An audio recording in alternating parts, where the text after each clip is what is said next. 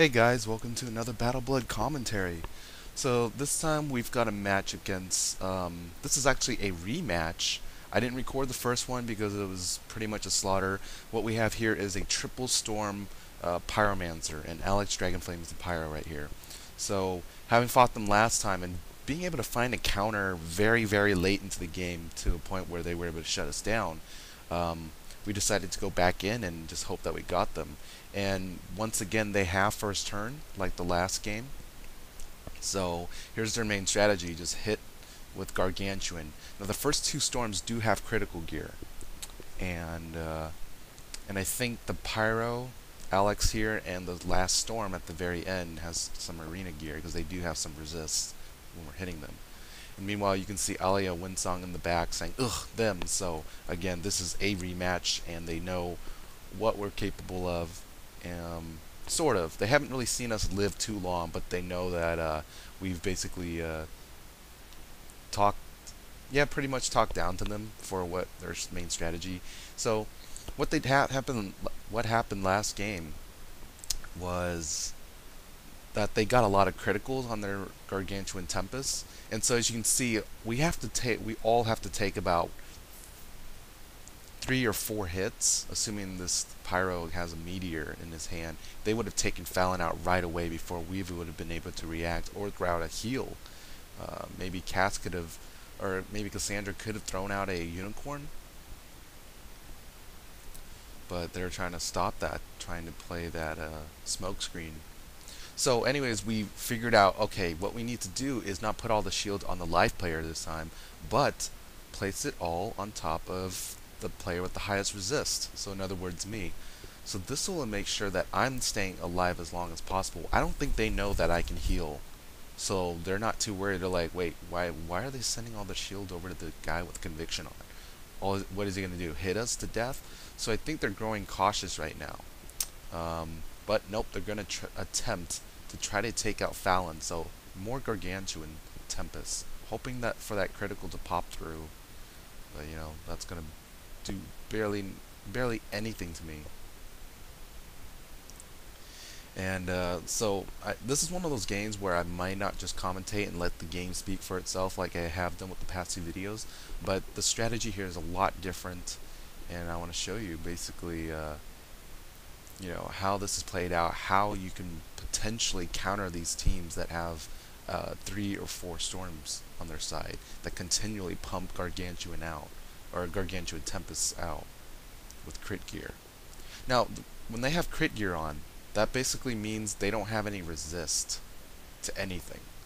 They may block criticals well against, you know, Storm, if they're Storm, but they don't have any resistance. So that means full damage to each one of them. They're basically like mobs on the street in the game.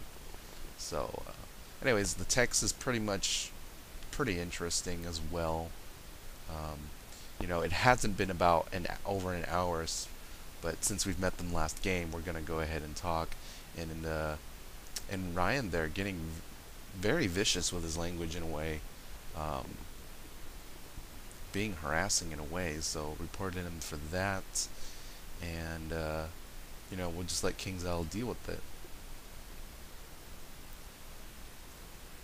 So there we go, more Tempest trying to knock us out, but you know what? They weren't prepared for us to live. I mean, Sprightly, like I mentioned, actually Sprightly is the one that's keeping us up as a against these spam types of teams. So we talked about it before Celestia came out, and you know, wondered, okay, wait a minute, Storms can area attack every other turn, and with Gargantuan and crit gear, that's gonna hurt a lot. So that's another reason why Perfect Cast did work on Sprightlies into our pigs. So it gives an extra countermeasure against that. So meanwhile, I'm going to make sure that Fallon can stay alive in case Cassandra did not make it alive. At least I'll be able to heal her, and she might be able to strike. But no, not able to throw out the Tempest. So anyways, at first I said, okay, Fallon, we're gonna hit. They cannot knock us down with 3 Tempests. They can maybe choke us or something, but that'll waste his pips. So I'm going to go ahead and cleanse you in case anything happens. But then I realized, you know what? If they are going to be that aggressive, they'll hit, hit, hit. What if Fallon does fizzle? I need to build up my pips as fast as possible. Allow me to rebirth or heal Fallon as soon as possible. So there was a little miscommunication right here. I pulled cleanse the away. I pulled away from cleansing at the very last minute, and so expecting a dispel to come up on top of Fallon, I figured, well, these guys are way too aggressive. They'll never dispel. So I went ahead and empowered instead and had Ronan donate to me. So I'm ready for rebirth at this point, building as many pips as possible. And Fallon will lose hers, but that's okay. I mean, we're not going to kill them right away. We're just going to delay it a bit. They'll give them some security that, oh, well, she lost all her pips. She isn't going to hit it that hard. Okay, mission successful or something. But not in this case. We're very accustomed to drawing out games, and basically finding patterns, finding weaknesses, and Fallon is just going to attempt to attack. Remove storm shields first of all, and Ronan's gonna get ready to donate to her to ensure like a stronger tempest of some sort. Meanwhile, they have this added protection against ice and storm on the fire player, so he's gonna go ahead and try to blade up and try to throw some stronger attacks at us, while its teammates will try to build up their defenses or build up their attacks.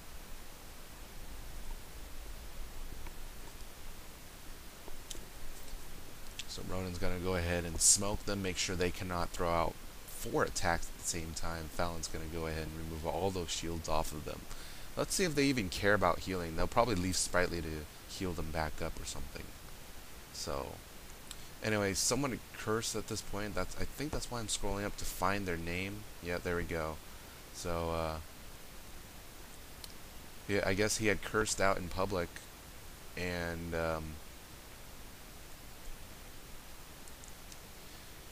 one of our friends basically revealed that to us, because I did end up blocking their chat. Did not want that to distract from the video and from the strategy itself. So right here, we're gonna try to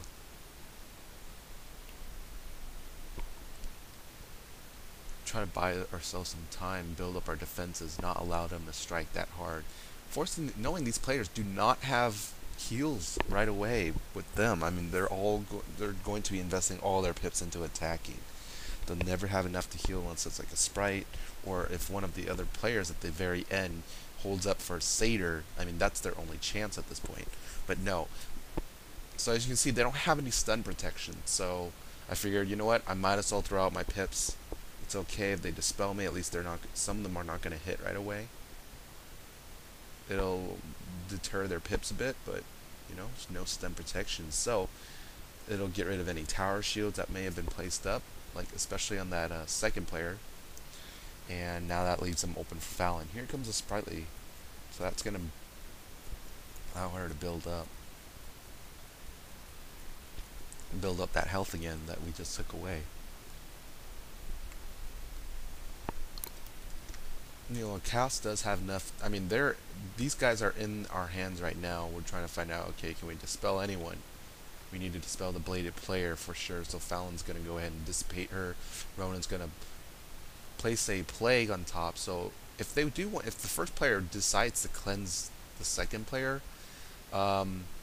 she'll still have to hit with a plagued attack, and we'll try to reduce. I mean, looking at all those pips, they are going to be able to throw out 4 AoEs at a time. So with that dissipate on top, that'll ensure us that we'll have 3. The smoke screen will not guarantee Ryan any attacks, so we can expect about 2 plagued attacks at this point. So Cassandra's going to go ahead. I mean, she's on her last tick of conviction, and we're going to try a heal attempt. Now, we are open to stuns ourselves, especially between Ronan and Fallon. So he was trying to donate into a Gargantuan Tempest that she had up, hoping to strike these players. We're expecting them to hit, not shield, and that's going to be a big mistake on their part, I think. Meanwhile, they are going to attempt to attack, except for the second player, who is bladed. gonna go ahead and get rid of that. They're gonna try to attack us. But no, the fire wants to take a chance and try to build up a vengeance. So again, relying on critical hits, relying on pure luck to try to kill us. But so far it's not working out for them. They haven't had any criticals that went through and become devastating like it did first game. So again, they're relying on first turn for this to work, because they have to get about 3 or 4 tempests out before any shields go up for that to work, and they have to rely on criticals to ensure that, oh, we're not going to heal faster than they can hit. But in this case, we are.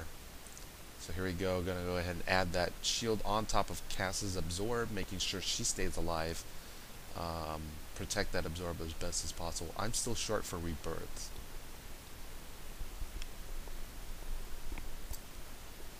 Meanwhile, learning from our mistakes before and hoping that they don't cleanse, or they don't. If they are going to hit this round, they're not going to kill Fallon right away. So we are going to have her hit. Stormlord coming out. Oh boy. Here we go. She is plagued. It might be gargantuan, but we have absorbs to take in some of the damage right there. So that'll be okay. 900 on Ronan. See, I've got a shield on me. No, I didn't. Just an absorb. 800 and hit me. 800 hit Fallon. She has some storm resist herself too. So that's basically their damage per pip reduced right there just because of all that resist, which is perfectly fine for us. Meanwhile, he's got a meteor, not dragon yet, so he's just trying to get rid of that plague and get rid of any shields on top of us and then blow some full damage. Well, that's okay. Storm's gonna blade up. Okay, well, Ronan's got a... That'll allow Ronan to throw open a gargantuan sandstorm, doing about 600 because of lack of resistance and whatnot. Sprightly's coming out. You know what? That's okay. Fallon is not dispelled, and we have that assurance that she is going to strike this time by that cleanse that I placed up on her.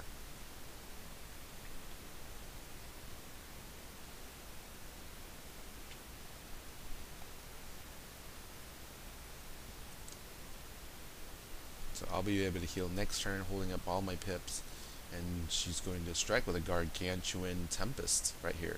So Gargantuan Tempest of 3 power pips, plus the Sandstorm, plus no resist on the storms. The only one that's still standing is Alura Dawn, who did receive some Sprightlies earlier. Meanwhile, Fallon's got another Tempest. We're not sure if that's Gargantuan or not. And this is the killer move right here. If this fire attacks us, he's not going to be able to heal his teammates. If he heals his teammates right now, he won't be able to strike anytime soon. And if those storms are relying on striking with Tempest over and over, well, he's going to be beguiled, so he'll be struck down too. So we're trying to split up this little pattern that they have by placing the beguile on the player with higher resist and higher health. So he manages to get that dragon out. That's fine. That'll strike us for some. Cass will be able to heal. I should be able to heal actually as well. So Fallon will go down.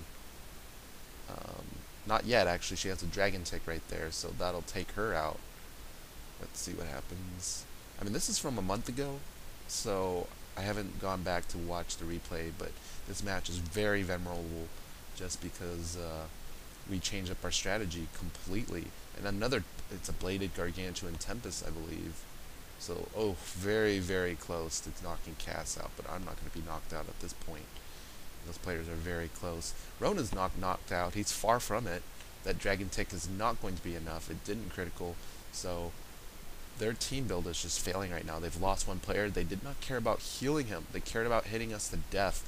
So, you know, they're relying on 3 cards versus 4 at this point. Remember, Cassandra did receive a lot of the heal over times through helping hands and about 3 Sprightlies earlier. So, anyways, we're gonna beguile him. I'm gonna heal. It'll heal up this fire player, but you know what? That's totally fine. As long as we can keep Fallon alive to strike the other 2, we'll be able to kill. So he's thanking us right now but he's not seeing exactly the big picture right here. If those storms hit, um, they're gonna they're gonna weaken him even further. They'll take us, but that's fine. He can't heal any of his teammates with a Spider Cell, so Cassandra's gonna go ahead and Force Lord at this point, take out those two storms. They can shield all they want. Nope, they're gonna attack instead. They're gonna let us knock them out, knowing that Cass has all those pips, and we have those absorb protecting us. Meanwhile, he realizes his mistake. Alex put up a meteor. This is the first turn of Beguile, and he realized, oh crap. Yeah. So, because he is going next now, and his spoiler, Meteor is going to go off with a critical on top. So he's going to knock out his teammates for us. If he had not hit, at least Force Lord would have knocked those two storms down.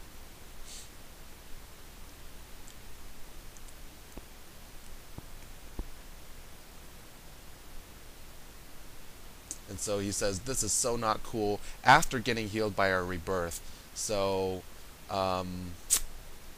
that was kind of his loss right there. We didn't really do too much at that point. We weren't expecting him to hit, knowing that he got beguiled just now. I mean, he did get healed. He should have realized, oh wait, I'm on their team still. Nope. So anyways, even though this is we didn't expect him again to meteor. So that Chewie came out.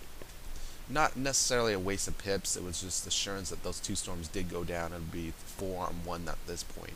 And that's his fault for not healing. So he did use up his pips too. And that just leaves him open for even more attacks. So now he's saying that he understood how Beguile works. And I'm questioning, like, wait, if you knew, why did you just kill your own teammates then? There's no point in throwing all your pips because saved up and try to shield yourself for satyrs or some sort. So anyways, the main explanation here is they're so accustomed to winning through this way. They're either losing from second turn and just saying, hey, whatever, we're going to build up our tickets and try to get first turn as many times as possible through this method, that they don't understand other spells, or maybe if they do understand, that they're not used to playing in the long run. So this game has already expanded out to half an hour. They're used to ending their games in about 5 or 10 minutes. We held on, and they don't have the right cards. Remember, it's all about, if they're relying on criticals and hitting over and over, they have very minimal shields. They want to make sure they have an attack in every single draw that they have from their cards. So we're going to go ahead and shield up. I mean, not shield up, blade up.